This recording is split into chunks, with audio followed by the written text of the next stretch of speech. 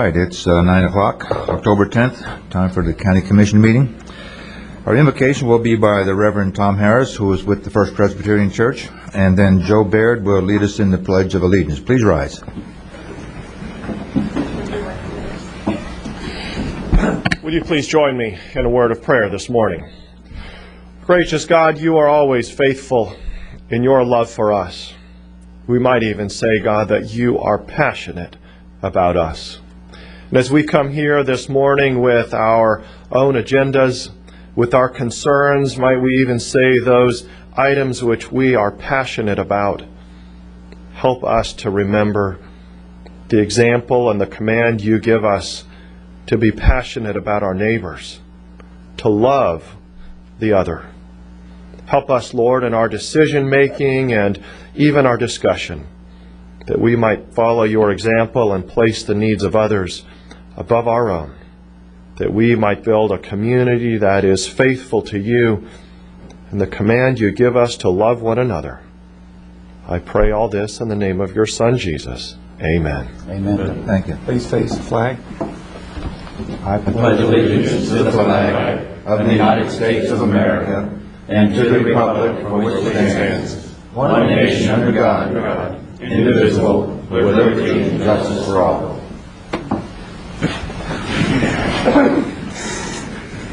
Under additions and deletions, we have a additional backup for item number 11I.1, Local Agency Program Supplement Agreement.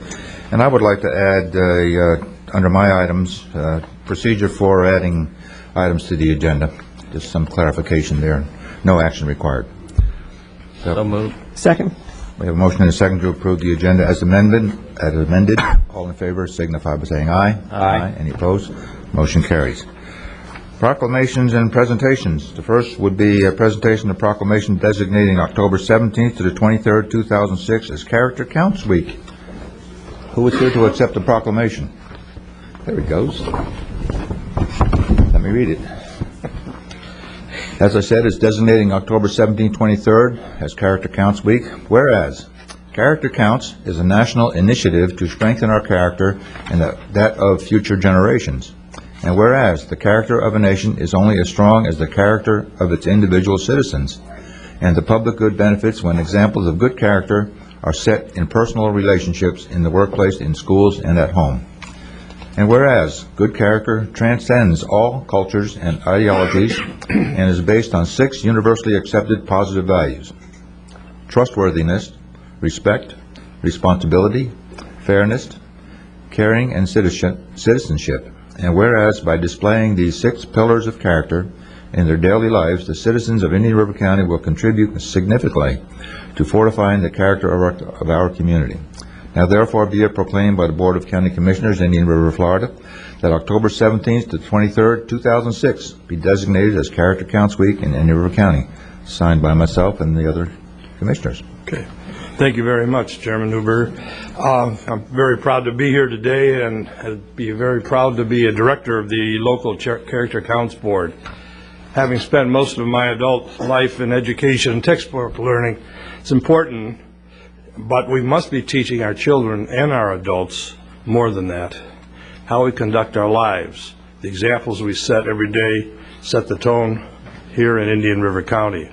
Some of our programs that we had in the year 2005, 2006 for Character Counts, we had programs at the elementary level for almost 10,000 students and 3,000 parents plus all the school staff.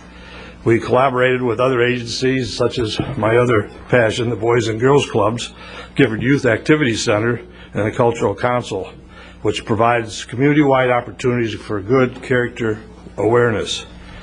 Recognition and awards to students, employees, and businesses of good character will hopefully remind us all that we're doing the right thing. And for me as a former educator, when we have the Reverend Nye's Award for these outstanding school, and I know you've been to them, and what a beautiful thing to see all those young people in there, and they've been represented by their staff. So on behalf of our chairman, Judge Joe Weil, and the members of the board of our directors, we thank you for this important recognition, and I've asked that our Executive Director, Carol Johnson, pass out my character counts pins, and I encourage you to wear them with pride. And I'm sorry I missed your roast. I'm not. Anyway. Good to have you today. Yes, he was. Wesley was there. He said not bad things.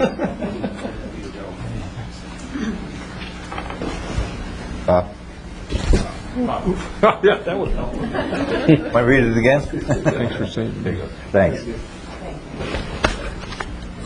Item 5B is a presentation by Affordable Housing Task Force and an assessment of housing need and strategies for Indian River County. Who will take the lead?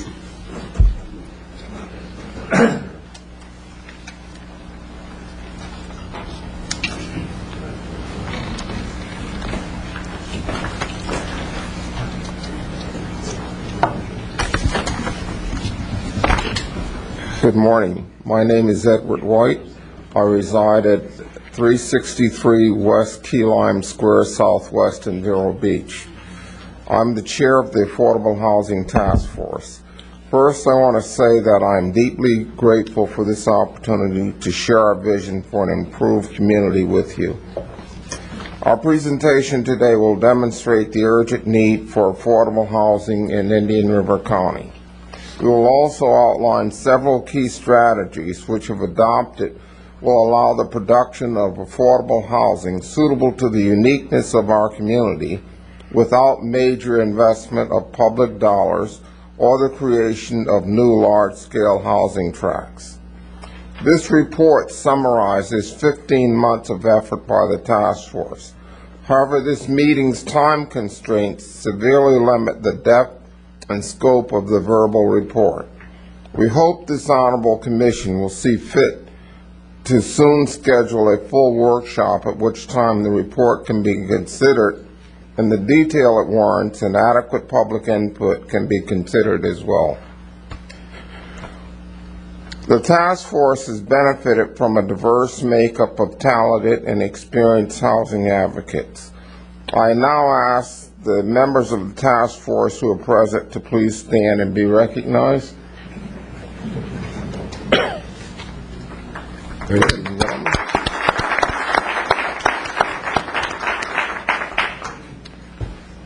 The three major objectives of our presentation are outlined on the screen or will be very shortly, and they are: why affordable housing should be a primary goal for the county, what tools exist to attain these goals, why the county must be proactive in order to achieve these goals. Now I would like to introduce Connie Popple, Vice President and Community Development Manager for SunTrust Bank. Connie has served as a member of the task force and will walk you through the next series of slides. Connie?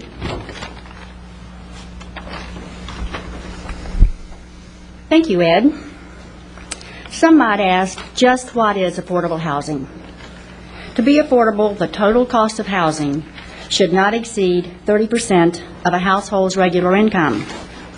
This task force will use the term attainable housing as a synonym for the term affordable housing to encompass the full spectrum of housing needs and make recommendations which realistically address the needs of all members of the community who cannot afford market rate housing. We believe that everyone should have access to decent, safe housing, regardless of their career choice. It can be police officers, firefighters, agricultural workers, manufacturers, waiters, waitresses, nursing assistants, or the lawn care worker. This next slide speaks for itself. In 2001, our county staff determined that Indian River County had a shortfall of approximately 9,500 affordable housing units. Now, in the year 2000, it was determined that almost 12,892 to be exact, almost 13,000 households were cost-burdened in paying over 30% of their income towards housing in Indian River County. And also, by the year 2000, an estimated 827 households were living in substandard housing units, and 1,431 households were living in overcrowded conditions. And I'm sure that these situations since the year 2000 have only accelerated with the hurricanes that we had in 2004 and in 2005. As of January the 24th, the Treasure Coast Homeless Service Council estimated that the county had a homeless population of 741 individuals. And contrary to what the popular belief might be, the majority of the homeless people in this county are non-transient, meaning they became homeless while they were living in Indian River County. Many times this is due to circumstances beyond their control, such as the hurricanes or poor health. Pictured here is Judy Zhu, and we all met Judy earlier in the Press Journal. And she and her family, her two little girls, they have been successfully transitioned from the Samaritan Center to their very own Habitat for Humanity home. And talking about Habitat for Humanity is not the solution for the housing crisis. It is a very important part of the solution. There are some people that believe that the housing issue in Indian River County is really not an issue because, of course, we have Habitat. While Indian River County's Habitat for Humanity is ranked among one of the highest in the nation, number 22 out of 1,700 U.S. affiliates, it's still only building 30 units a year. This graph shows that our cost-burdened families that I mentioned earlier, almost 13,000, these 30 homes don't even show up on the scale. So Habitat being a very important part of the solution, it is not the solution. This slide shows that a minimum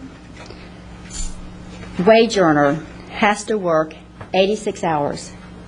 That's more than double your normal work week to be able to afford a 2-bedroom apartment at Indian River County's market rate rent. And I thought, well, let's take that a step further. Let's go to $8 an hour. He or she would still have to work 70 hours to afford that same 2-bedroom apartment at the fair market rate. Now let's talk about the price of homes. This slide talks about the prices of homes listed on the multiple listing service for a 10-year period. It indicates that there were 657 homes priced at under $100,000 in 1994 versus only 64 in 2004. Let's look at 1994 again and talk about the houses that were $600,000 and above. There were 123.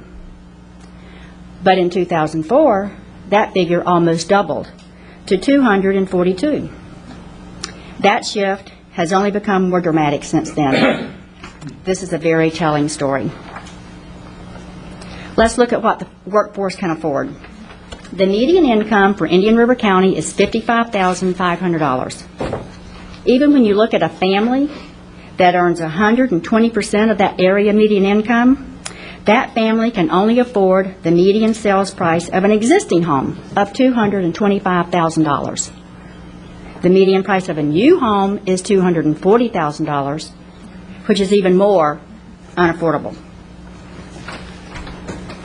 This slide talks about wages versus the increase in home prices. That bottom curve indicates the increase in wages from the year 2001 to 2004, 6.14%, versus the curve at the top talking about the increase in the median home price, almost 73%, 72.8 to be exact. Although housing prices have recently begun to decline slightly, this drop has not produced a material change in affordability. Prices have risen drastically when you compare them to the wages. In 2001, our workers could afford a median price home.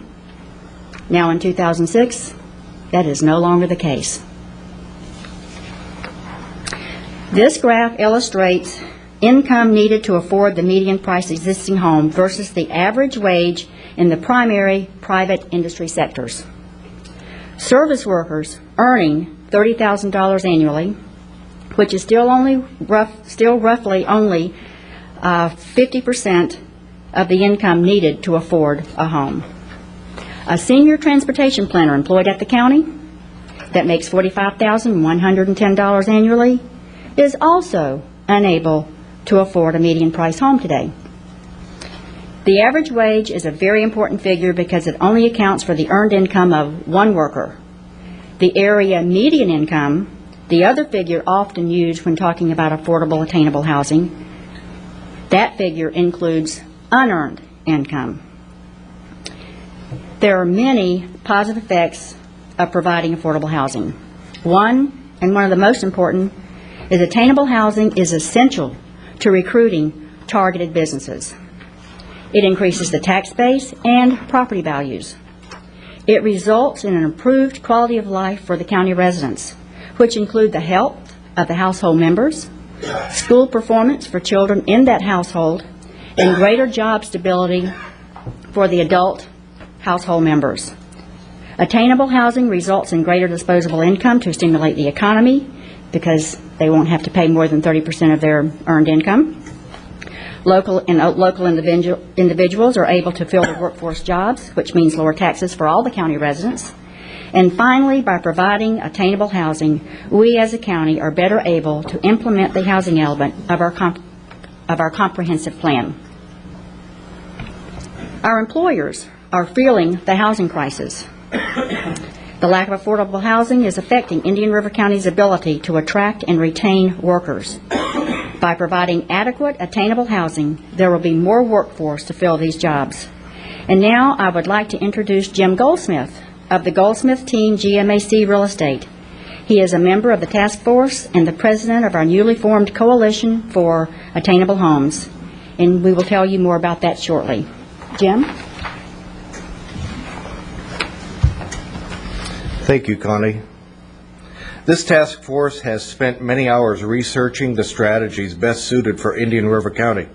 Though no one strategy represents a magic solution to the housing crisis, instead, the options represent a menu of housing strategies that, when used together, offer a synergy which constitutes a viable approach to the county for the county to pursue. Time precludes us from presenting all of them, so we'll be covering 5 of the 11 with you today. The task force recommends that an annual goal be developed for attainable housing. Also, a report should be presented to the citizens annually in a public meeting. And we're asking the county would reestablish the County Affordable Housing Advisory Committee to monitor performance against the comprehensive plan as well as the local housing assistance plan. One proven methodology to combat rising land prices is a community land trust known as a CLT. The task force proposes that the county support the formation of a land trust entity which would acquire land on which to build attainable housing. Of course, the primary advantage of a land trust is that the buyer only purchased the home, so the price is significantly reduced.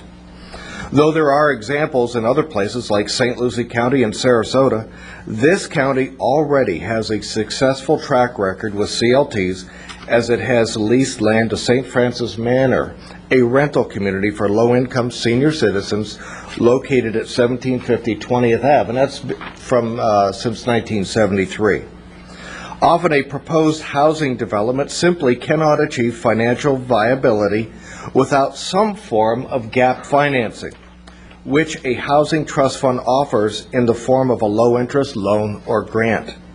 As you know, the county already administers a housing trust fund solely for SHIP funds, but at less than $1 million per year, these funds are insufficient and fail to meet the need. A community development corporation would be capable of applying for available housing subsidy for developers or future homeowners and determine the eligibility of prospective occupants. The members of the Affordable Housing Task Force recently created the Coalition for Attainable Homes, Inc., with the mission to create, support, and advocate for attainable housing.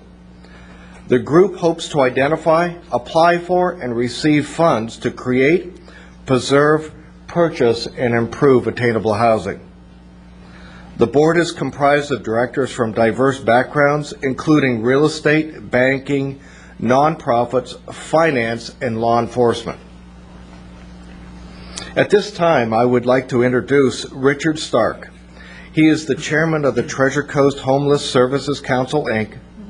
He is a well-known community philanthropist, actively involved in supporting the work of the Treasure Coast Homeless Services Council, the Riverside Theater, the Cultural Council, the Center of the Arts, and numerous other activities, social and cultural endeavors in our community. He is currently being honored with the Lifetime Philanthropic Leadership Award for National Philanthropy Day, presented by the Indian River Charter of the Association of Fundraising Professionals. Dick? Thank you very much, Jim. I guess I'm the cleanup batter here today. I'd like to point out that we have a number of members of the Treasure Coast Homeless Services Council present. Maybe they would stand for us. I think there's 6 or 7 that are here today. Because of the obvious relationship between affordable housing and homelessness. They really sort of meet at a certain point where the higher the cost of housing, the greater the homeless may be.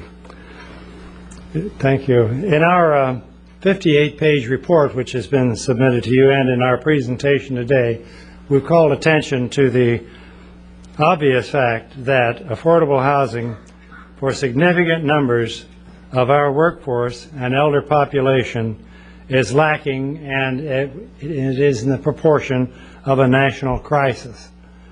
Primarily because for several years the cost of housing has risen dramatically faster than wages.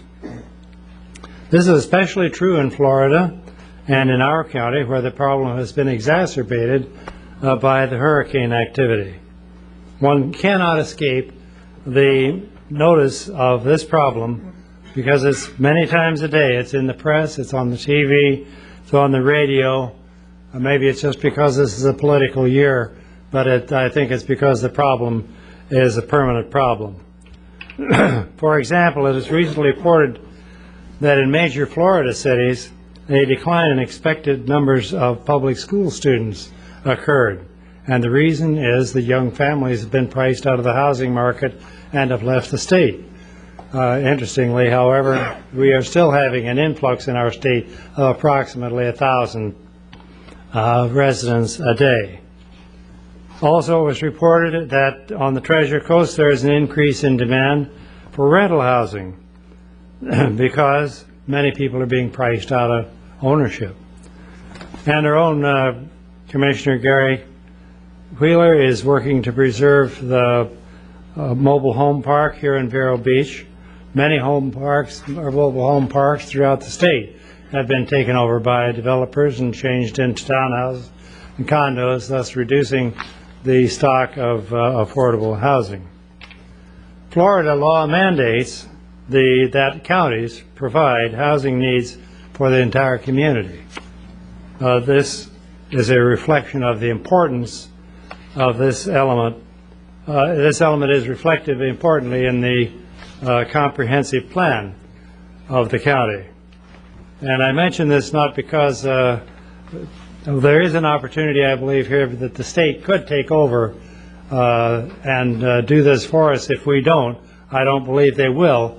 But the fact that they can and that is the law illustrates the importance of the issue today.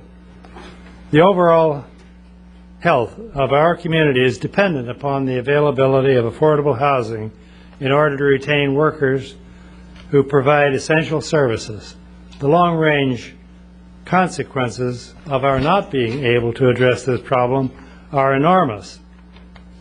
As a community, we need to recognize the magnitude of the problem and make genuine commitment to effecting the lasting solutions.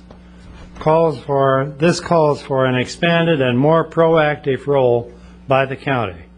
Frankly, not very much is going to happen without the leadership and support and to some extent the funds of the county.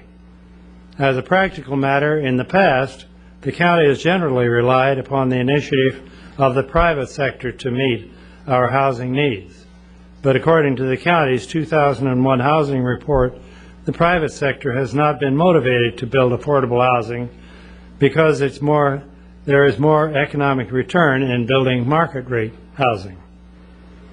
There needs to be and this situation continues today. The county must establish a framework which is conducive to the development of attainable housing, much of which might be assumed by the private sector, given the proper inducements. Please don't misunderstand the thrust of our comments. We do not intend to be critical of the past. Our county's approach to affordable housing has been pretty much the same as other counties throughout Florida and indeed throughout the United States. However, many other counties and states are now taking a new look at the situation and are beginning to take a more proactive approach. We urge our county to take a new look and see what can be done going forward. In our report, we present a number of recommendations, some of which have been summarized by our presenters. Obviously, no single recommendation is going to solve the problem, but taken together as a whole, we believe our recommendations constitute a viable approach for our county to pursue. Many of our recommendations have been adopted in other communities in Florida and in other states, so we can benefit from their experience. The Affordable Housing Task Force and the Coalition for Attainable Homes look forward to working with the county to implement these suggested strategies. As Eddie White mentioned, we urge the county to hold some public workshops to seek public input into this important issue. We understand there are employer groups and employee groups that would like to be heard on this issue, and of course we will be happy to participate. Before concluding my remarks, I want to pay special tribute to Eddie White, our chairman. It's safe to say that without his leadership and unique background and expertise, our report would not have been possible. In our report, we have included some biographical information about him and his outstanding career in government housing programs. When he retired a couple of years ago, he was the director of housing authorities in both the city and county of Sacramento, California, and we are fortunate indeed to benefit from his broad experience. We appreciate very much the time accorded our task force to make this presentation, and we hope that our report will stimulate some discussion and action. Thank you very much. Thank you all.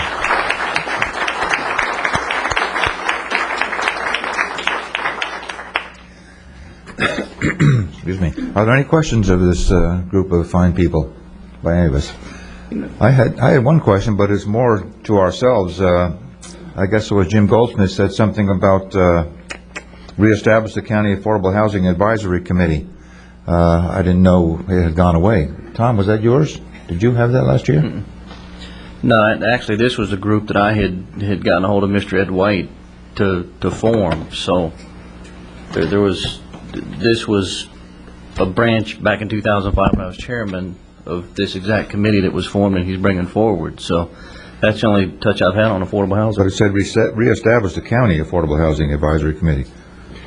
Who is Well, that? I think we had it with the Growth Awareness Committee, and that's when we adopted our new ordinance, which related to affordable housing and encouraging small lot subdivisions. That was all part of it. I don't know if we haven't really sunset it.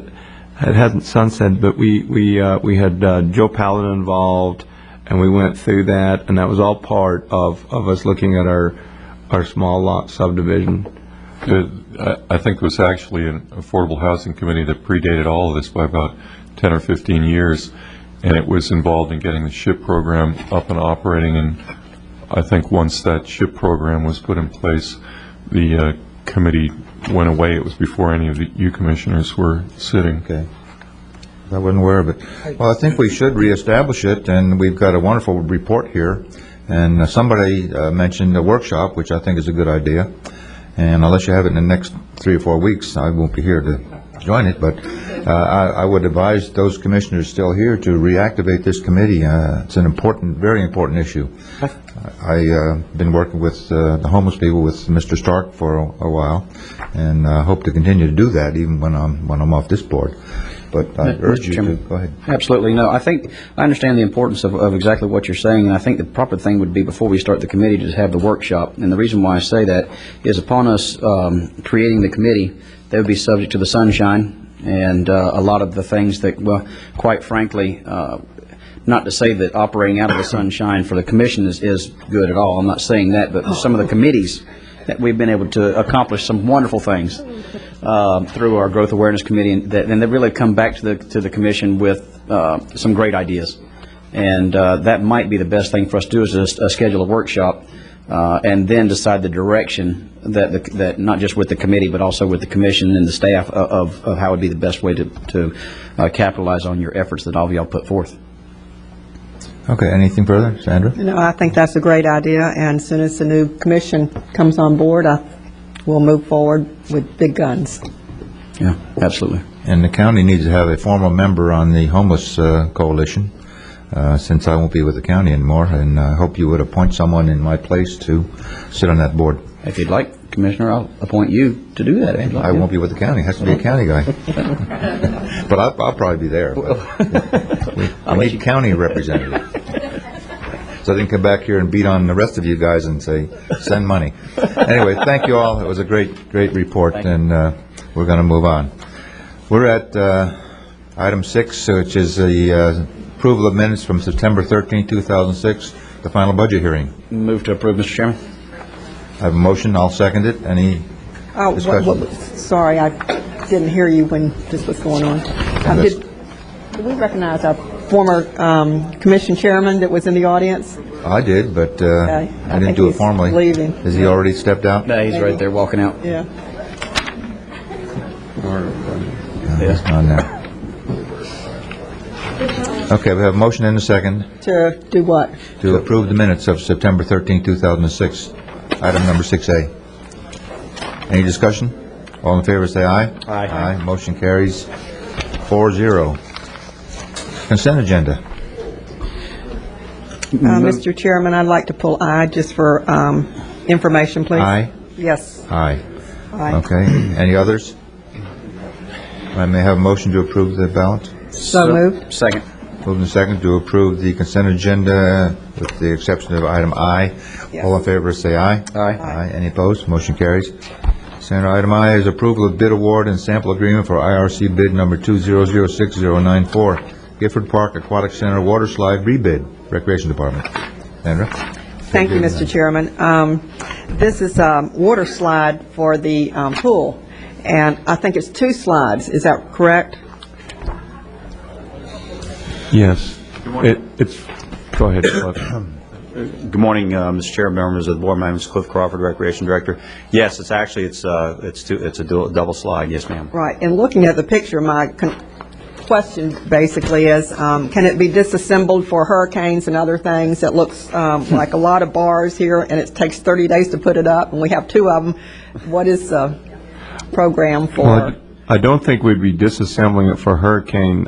We might try and secure it better. What happened is, about 4 years ago, the Gifford community said that we have a beautiful slide in North County and they would like one in theirs. And we started down this road only to find out that we were a little restricted by our current layout at that pool. And this is the only one we could find, but no, we probably wouldn't be taking it down for hurricane. We'd try and secure it. And what is the life expectancy of this? Hopefully 10 to 15 years. We usually try and replace our playground equipment and all aquatic equipment every 10 to 15 years in our parks. I just noticed by the picture of this, there are a lot of pipes and tubes and things, and I didn't know how sturdy it was. But it's hurricane-proof? I'm sure it is. Oh. Well, it comes from Tennessee, which Got they have no engineer. hurricanes. They don't have a football team either.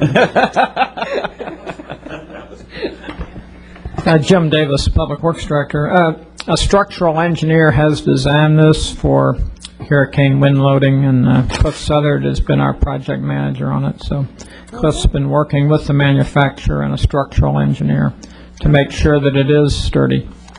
Okay, well, it looks fun, so I move approval. Second. Moving second to approve item number 7I. All in favor, say aye. Aye. Any opposed? Motion carries. Okay. Nothing under constitutional officers. No public items, no public hearings. No public discussion items. We do have public notice items of items coming up in the future. Kim, would you like to read these? Sure. 9C1A, notice of scheduled public hearings for October 24, 2006.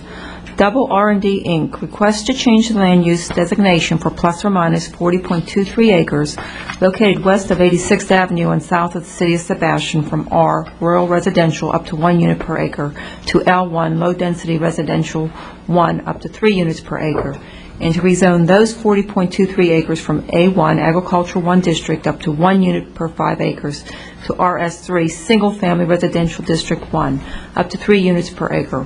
Double R&D owner, MPV Engineering, Inc. agent. This matter is legislative. Item B, county initiated request to change the land use designation for 3,088 acres located south of the city of Ellesmere in Township 32 South, Range 37 East, and part of Section 7, 8, 9, and 18.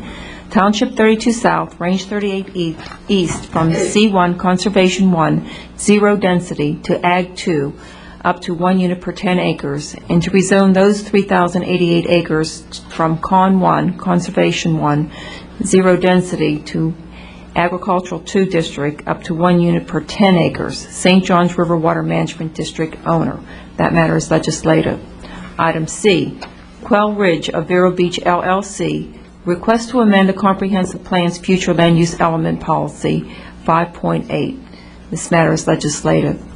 Item D, county initiated, request to change the land use designation for 12.46 acres located 650 feet north of 49th Street and west of lateral H Canal, and 34.05 acres located 265 feet north of 49th Street and east of lateral H Canal from L2, low-density residential 2, up to 6 units per acre, to PUB, public, Board of County Commissioners owner. This matter is legislative. Item E, IHP Investment Fund, request to change the zoning for 3.52 to plus or minus 3.52 acres located south of County Road 510 and approximately 272 feet east of 46th Avenue from General Commercial District to Office Commercial Residential District. IHP Investment Fund, the third LP owner, WCI Communities, Inc. agent. This matter is quasi-judicial. Item 9C1, this is also scheduled for public hearing October 24, 2006. WCI Communities, Inc. requests to abandon 2 segments of 46th Avenue, Sunrise Street, between US 1 and County Road 510 in Wabasso. This matter is legislative. Notice of scheduled public hearings for October 24th and November 7th, 2006. The principal office of the Supervisor of Elections will be moving to 4375 43rd Avenue. In accordance with Florida Statute Section 138.12, the Board must hold 2 duly noticed public hearings on this matter. These hearings are scheduled for October 24th and November 7th, 2006. This matter is administrative. Thank you, Ms. Masson. Appreciate the help on that. Do we have a time frame on that meeting? Which one? All of them are the 24th? I don't know if I can make that meeting. I think I missed that I meeting, quit early? too. Leave it to Gary, Wesley, and Sandra. County Administrators Matters, FEMA trailers update. Joe?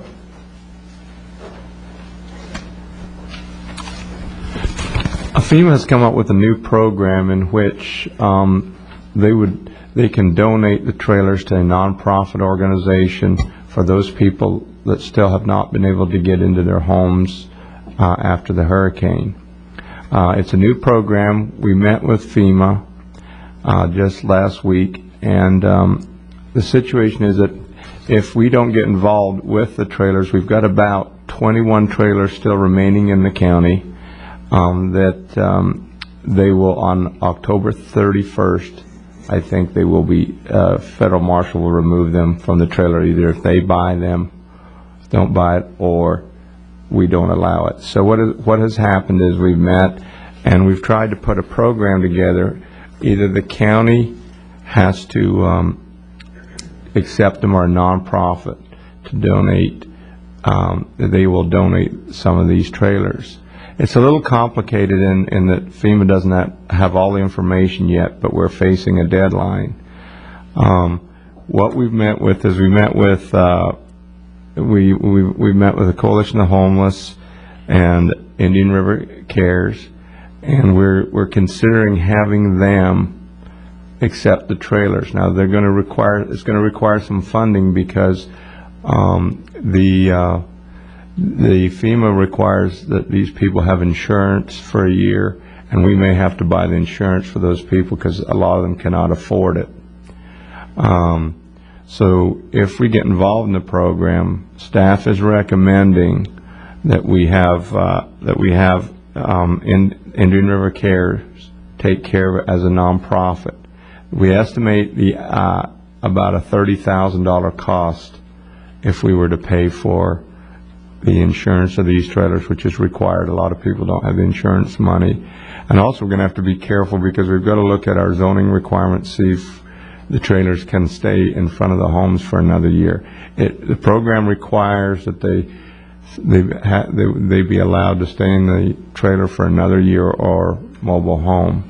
It's a little complicated, but there are people in need. The majority, I had Indian River Cares do the survey, and the building department was involved. We're going to have to be very careful with the zoning. A lot of the people that are in these trailers still are elderly. We've got the elderly couple in Wabasso who are over 90 years old, both, and they have not been able to get their house together. And so if the board is willing to, we could participate, but it's going to take a budget amendment of about $30,000, and I would suggest that we have Indian River Cares handle it, not the county, and we just fund it. And the funds would have to come from the general fund, and it would probably come from contingency, but I would not allocate more than $30,000 for that. $30,000 is for the insurance on these units. Is that right? Yeah, insurance and run the whole program. Yeah. I noticed. Who is paying that insurance today? Actually, FEMA's been handling it. Self-insures. Okay, and where we would be owning the trailers. We wouldn't own the trailers. We'd let Indian River Cares own the trailers. But we would fund the insurance for them. And yes, and the programs, if the people cannot afford it. We're not suggesting, also some of these are trailer parks, we're not suggesting we fund the rent at the trailer park. We think the individuals should do that. It's just the insurance.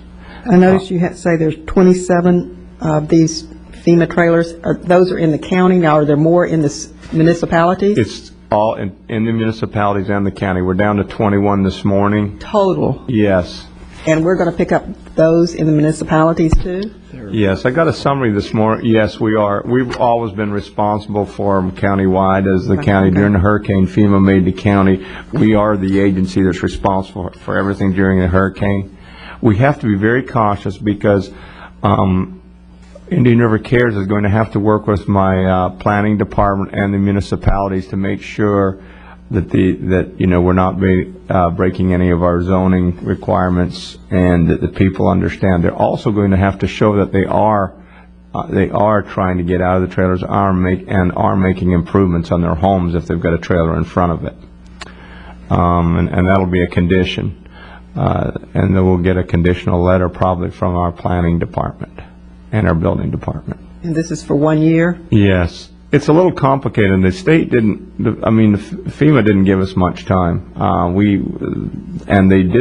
don't have all the information ironed out yet, but we're looking at a deadline of the end of October. So if we're going to get involved, we have to make that decision before then. We're still working through all the details. FEMA was helpful, but a lot of questions still aren't answered. It's a new program for them. Do you need a motion just to approve the conceptual idea of this, or what are you looking for? Yes, the conceptual idea and a maximum funding from contingencies of $30,000 if you wish to proceed with this. So moved. Second. Been moved and seconded. Any further discussion? I think I do one quick, and I think, Joe, what I hear, is it a firm year that we put on? Obviously, the trailers are taken over by Indian River Cares. If it's a situation where these people don't, they're not, after a year they still haven't moved forward, but they're trying. Is there an opportunity to continue to move? See what I'm saying? I just don't want it. At the end of a year, you drop the button and say you're out of here no matter what. I don't. Actually, we're giving a year longer than they have right now. At the end of October, a federal marshal is going to appear and remove all of them from their, Well, and I don't agree with that. and so we're, It's been 2 years already, and But you're looking at he just talked about a couple that's 90 years old. Mr. Chairman? well, then what does happen at the end of the year, next year? well, we're going to probably have to find them a new place to stay. We'll have to work with our other agencies that try and find them a home, either through our housing authority, another nonprofit, through the homeless coalition, That's what I was and through the getting at. community. So we're just giving them a year. Now, it's going to be very conditional. There'll be a letter that's going out from a lot of these, especially if it's a trailer in the front of a house, because we are now starting to get complaints from neighbors saying, hey, this trailer's been sitting here 2 years in front of my neighbor's house. So they will have to show that they are trying to move forward in their repairs if they have a trailer in front of their house, and they're going to have to show that they are attempting to better themselves and move out, but it is required that they stay a year unless they get their house fixed up and can move Do out. we have staff helping those who apparently can't get their houses put together? I mean, I can see we have of the 21 probably.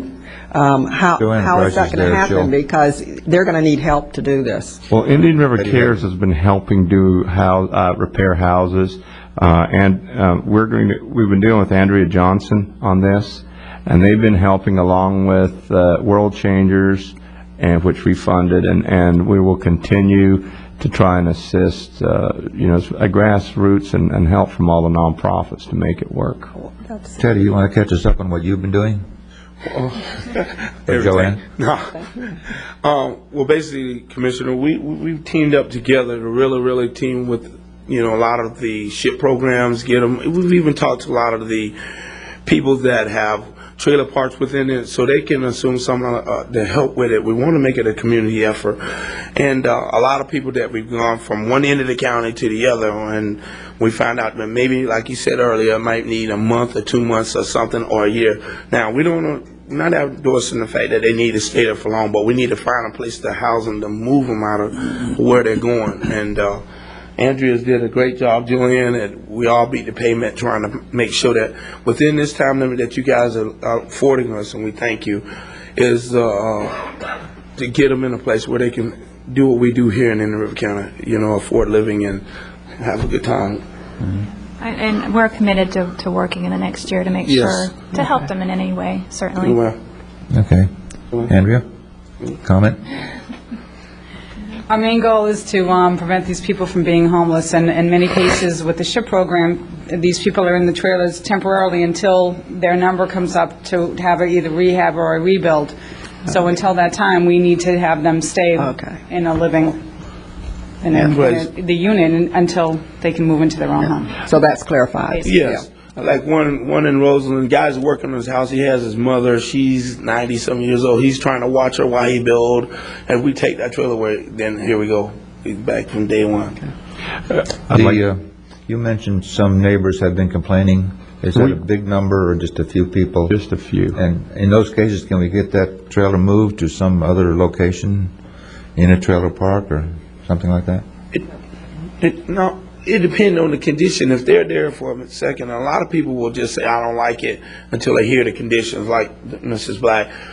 Their house was totally demolished until we're getting it done now. And then once people saw it coming in, then they were like, okay, I understand. And then we'll go door to door with them and tell them, we won't give them the whole situation, but we'll allow them to say, this is what's happening when we're trying to get them out as speedily as we could to get them in their homes. And we'll do that, Commissioner. Okay. We're not guaranteeing everyone was going to get this help, only some of the 21 people, the ones that are in need. We don't want it to be thought of that everyone is automatically going to get help. We're going to evaluate the situation. We've had our building department involved, and we've had our code enforcement, and they're working through SHIP. Yes. Okay, suits me. Well, good luck. Thank you. All right, we have a motion. All in favor, say aye. Aye. Aye. Any opposed? Motion carries 4-0. Okay, we're up to item 11I, Public Works Award of Bid Number 2006087, Fellsmere Sidewalk Phase 2 IRC Project Number 0382, LAP Grant Number 4140681-58-01. Move staff Mr. Davis. Second. If I could interject, the staff has come up with some additional funding for the project. Phil Mattson in the MPO office has been communicating with the DOT, and the DOT has granted an additional $306,200 from the Safe Routes to Schools program. And this additional funding requires the execution of a LAP agreement, which I believe you have a copy of in front of you. So if you would include in your motion that the chairman be authorized to execute the LAP agreement for the additional $306,200. So there's no county funding involved in the project. I will. And, Second. And this is going to slow it down anymore? Is we're No, if you approving it? approve the agreement here this morning, that'll kick it off, and And we'll how many award the years bid. have you waited for this? Since 1999. Yes. Haven't you, Mr. McKean? No? Not yet. No, Not quite sir. yet. No, sir, it's not done. Would you? Mayor Felsmere, would you take the podium, please? And, Yes. No? I don't. And you've got to fight the urge to put your feet and handprints in it whenever it gets done, you know. Okay, we have a motion to approve this item. All in favor, say aye. Aye. Any opposed? Motion carries 4-1. Thank you very much. Thank you. Mr. McCants. Under Utility Services, Consulting Services Work Order Number 8 with Mesteller and Moeller, Inc. for the replacement of a 12-inch force main along County Road 510 to A1A from the Wabasso Bridge, UCP 2871. Move approval. I'll second. Moved and seconded. Any discussion? All in favor, say aye. Aye. Aye. Any opposed? Motion carries 4-0. J2, Block Villa Subdivision Petition Water. Block Villa Subdivision Petition Water, 21st Avenue at 9th Place, Indian River County Project Number UCP 2504, Resolution 4, Final Assessment. I move to approve. Second. Been moved and seconded. Any discussion? All in favor, say aye. Aye. Any opposed? Motion carries 4-0. County Attorney, request from Eddie Suku, Eddie's Property Investments, Inc., for reduction of demolition lien and settlement of quiet title suit. Morning, Commissioners. Bill DeBrawl on behalf of the County Attorney's Office. This is a request from Eddie's Property Investments Incorporated for reduction of a demolition lien and settlement, which would thereby settle a quiet title action that's been filed against the county. Eddie's Property Investments filed suit to quiet title to a parcel of property he purchased via tax deed certificate or tax sale. The initial amount of the lien was about $2,600, $2,678, but that was back in 1996 when the interest rates were considerably higher at 10% per year. The amount of the lien now is calculated to be $7,405. This is a small parcel of property, only a little better than 1/10 of an acre in size. Property appraiser assesses the value of this property at $22,740. The owner of the property is asking only to pay the amount of the demolition lien and to have the commission forgive the accrued interest over the last 10 years. I believe the parcel was purchased at tax deed sale for the sum of $9,337.04. I have not been in contact this morning with the property owner. I'm not sure if he's here or not. He is here. Staff does not recommend waiving the fees. That's why they're there. When we demolish a property, the taxpayer pays unless we receive it back. And usually when they go for a tax sale, that's part of the consideration for the low price they're getting. Yeah. So he bought the property, and we demolished the house. I think it was the other in way. the other order. We demolished the house. And then he bought the It went up for back taxes, and he purchased the tax deed on it. And he knowing You ready for this? knowing that we had the lien on it. Would you like to make some comments, sir? Morning, Commissioner and Chairman Indian River. Yes, I do know when I purchased this property, I did a research on it and I found out there was a house on there which was demolished by Indian River County. And I knew this when I bought it. This was not something I didn't know. What I didn't know was the interest, what it would have been. What I am proposing to you here is if you waive the interest for me, right now this property is in a bad shape. There's a lot of overgrown trees in there, there's a lot of stuff, garbage in that lot. And what I'm proposing is if I start cleaning the lot, maybe the neighbors around will see and they will say, okay, this man is cleaning the lot, maybe we're all going to do that and have it looking a little bit better. I have purchased other properties from Indian River County, which I have proof of over here, which I have already cleaned it up, and I already seen a great improvement from the neighbors. They already respected what I was doing, and they start cleaning their lots, making it better for Indian River County. So what I'm asking here is don't mind paying the hard costs for which Indian River had paid in the past to remove the building. Just go ahead and waive the interest, and I will gladly work with the county. Mr. Chairman? Yes. I move to deny. We have a motion to deny. Is there a second? Second. Mr. Chairman? Yes. You know, and I applaud your entrepreneurial spirit, and I'm sure you'll do well with this property. The demolition is clearly there, but there's also, in associated with that, probably close to $10,000 worth of impact fees that you'll be credited because there was an existing structure on the lot. And so I wish you well in your endeavor, but as a fiduciary responsibility to the taxpayers, they footed the bill to remove that property's structure, and they're due their interest back. Okay. Thank you, guys. Okay, we have a motion and a second. All in favor, say aye. Aye. Aye. Any opposed? Motion carries 4-0. Commissioner items. I'd like to discuss a problem I had with putting an item on the agenda last week. You all were notified from Annabelle North with Grand Harbor, wanted to meet with us. Well, I didn't want to meet with her individually, and then she suggested a meeting here in the commission. I invited her to come, and I think Kim ran this by Mr. DeBrawl, and because this is a quasi-judicial type item when it eventually gets to us. But Ms. North felt that they were being sort of treated badly by the county, and she wanted to come in and make a presentation.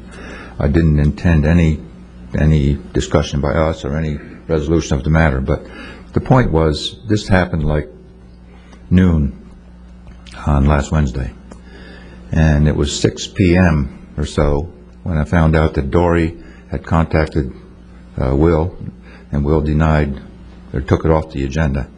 And I thought, well, now who's in charge here? I went through the channels, we had an attorney approve it, and suddenly my item, a citizen complaint basically, is off the agenda. And by then, of course, it was too late to put it back on. So I think we need to establish some ground rules for who can put on and who can take off items from the agenda. I've always felt that this board was more in charge of the agenda. I know Joe does the agenda, and he receives all things, and Dory types it up. But I think we are basically in charge of the agenda. And I was a little bit annoyed that my item just got arbitrarily pulled off. So that's all I need to say. I think, Mr. Chairman, and in the beginning, and I understand what you're saying, and also in the beginning, obviously under item 4, I think at any given time, a commissioner could add anything at any point in time as long as he has approval from the board sitting here. So that does have a direction that you can go there. I don't, from what I heard, I heard this being a quasi-judicial issue. So I think that would be... Well, it came about sort of at the agenda deadline, and it had to do with two things: a utility project, the Spoonbill Marsh, which is a brine disposal project that the county's been working with Grand Harbor on for some time, and it also involved Grand Harbor's proposal to add property to their development of regional impact. And it was, I think, a close question whether it could have been discussed by the board or not. If it was a planned development rezoning, it would be considered legislative, and they would just be petitioning you for a redress of grievance.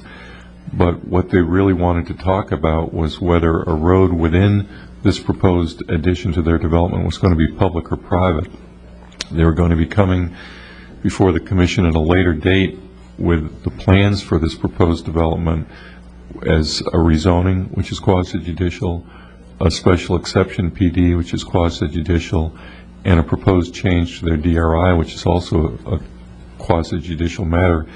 And it just didn't seem appropriate to me for someone to come requesting relief from the board under public discussion on a matter that would require advertised public hearings and public input and staff presentation along with the applicant's point of view at a later public hearing.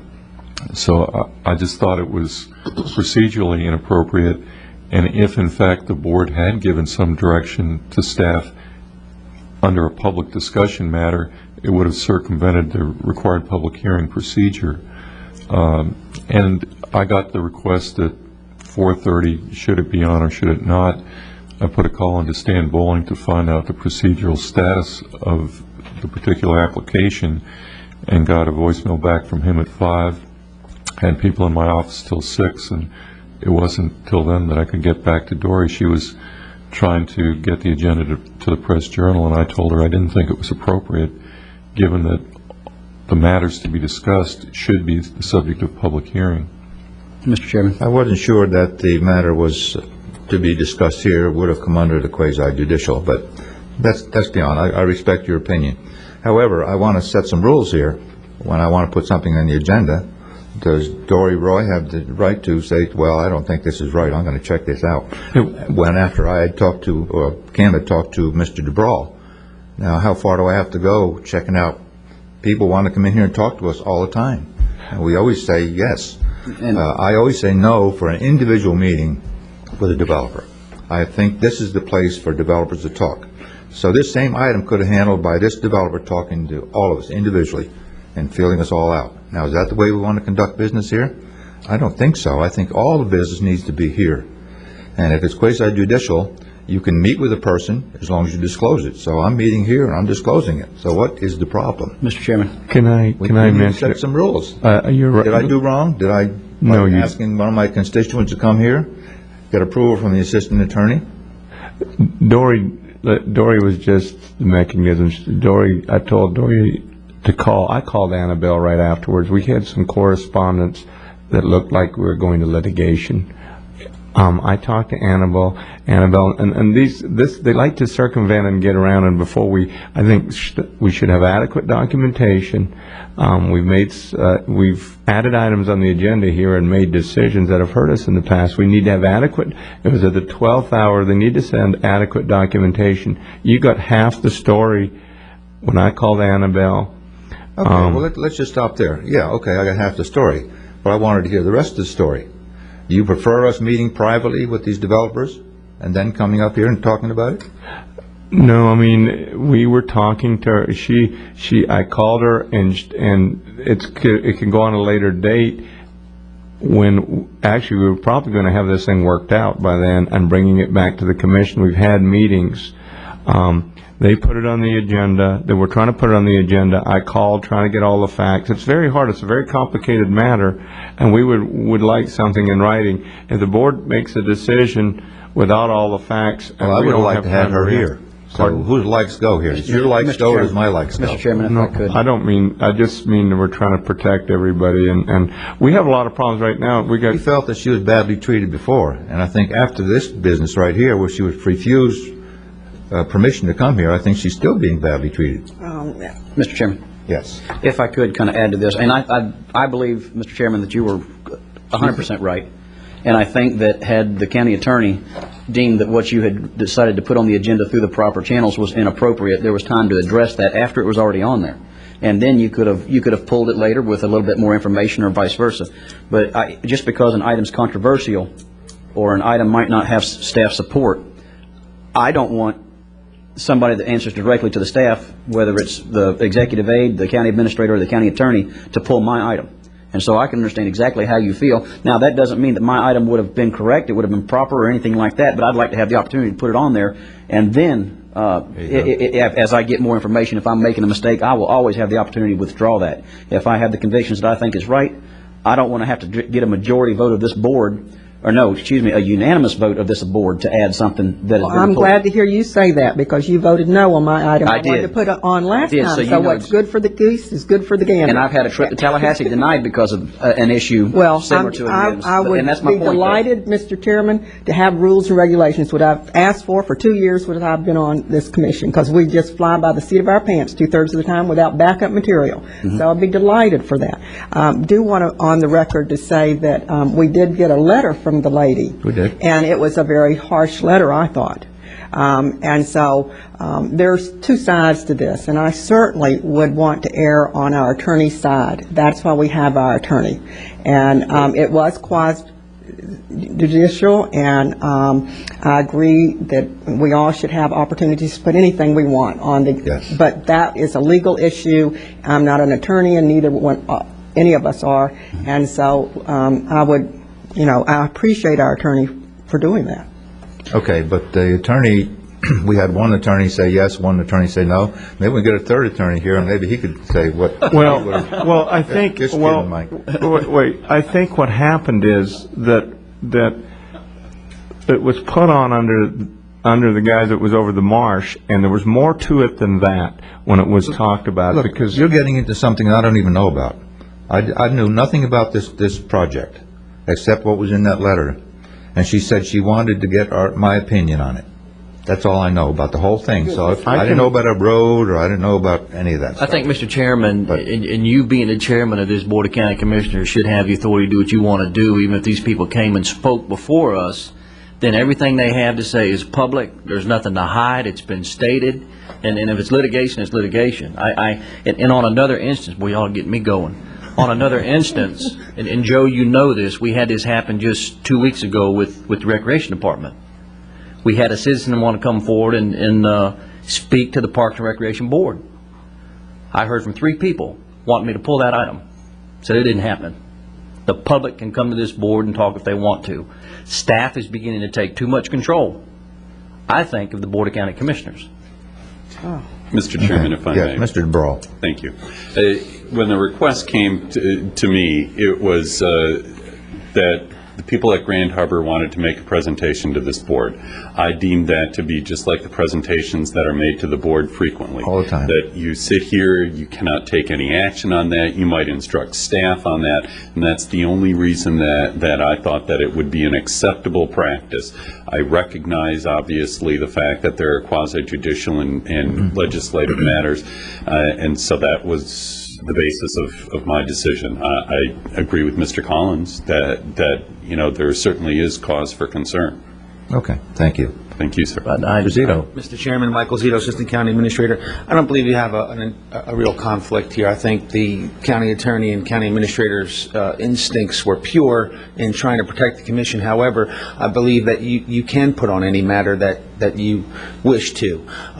In this particular instance, though, it would have been, in retrospect, perhaps, it would have been the item would have made it on, and the folks would have come on and given a vigorous presentation, and then the board would have probably, and I can't speak for Will, but I could suggest that Will would have advised you not to comment on the matter, as it may, can and will be used against you, as they say on television. Exactly. That's the dilemma that we're in. So as far as setting ground rules, I think you should stand your ground and say, yes, if a commissioner puts a matter on the agenda, it stays.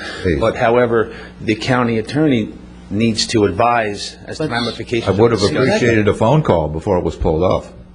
I didn't talk to Will until noon the next day, for his reasons. It is a pressure cooker when we get to that publishing deadline, and decisions are kind of made. Well, I was on time putting it on. He was beyond the deadline taking it off. And it was a difficult decision for him, I'm sure. You couldn't have taken it off because that was after deadline then. And I think, in fact, I got a little flack from the secretary in there that it was 3 minutes after 12.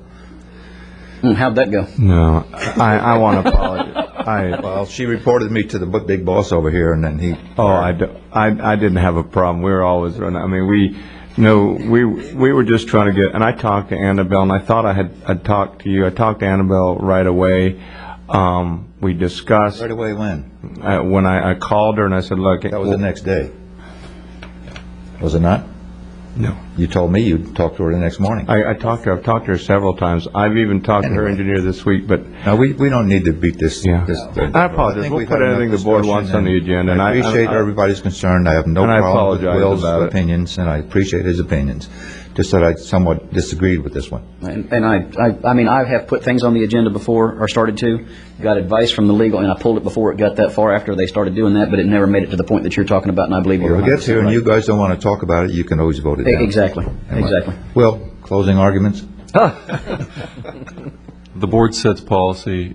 If you want that to be the policy, then things will go on the agenda. My only concern was that if she did make a presentation, it could actually backfire on her if someone was opposed to her project at a later time and could say, this matter was considered outside of public hearing. It would void any approvals they got. They'd have to come back through you again. I was trying to keep it street legal, but if you want the policy to be that if you add something to the agenda, it stays, and then we can discuss whether it should be added or deleted at the meeting, we can do that. Well, probably around noontime, the day I put it on there, would have been a good time for you to, well, I thought I had approval from the legal department. I understand. So, I anyway. understand. All right. Unfortunate. Thank you for listening. Thank you. Let's see, where were we? We do have an agenda here. I promised to make it short because Wheeler wasn't here. Way down to item number 14B, Solid Waste Disposal District Approval of Minutes, regular meeting September 12. Move approval. Second. Motion and a second, all in favor, say aye. Aye. Any opposed, motion carries 4-0. And B2, Annual Engineering Services and Environmental Compliance Assistance. Move to approve. Second. Motion and a second, all in favor, say aye. Aye. Any opposed, motion carries. Environmental Control Board, approval of minutes, regular meeting August 22nd. So moved. Second. Moved and seconded, all in favor, say aye. Aye. Any opposed, motion carries. And the final item is release of lien, Bechtold IRC Environmental Control Hearing Board Case Number 275-98. Move to approve. Second. Moved and seconded, all in favor, say aye. Aye. Aye, motion carries 4-0. We are now adjourned at 10:11.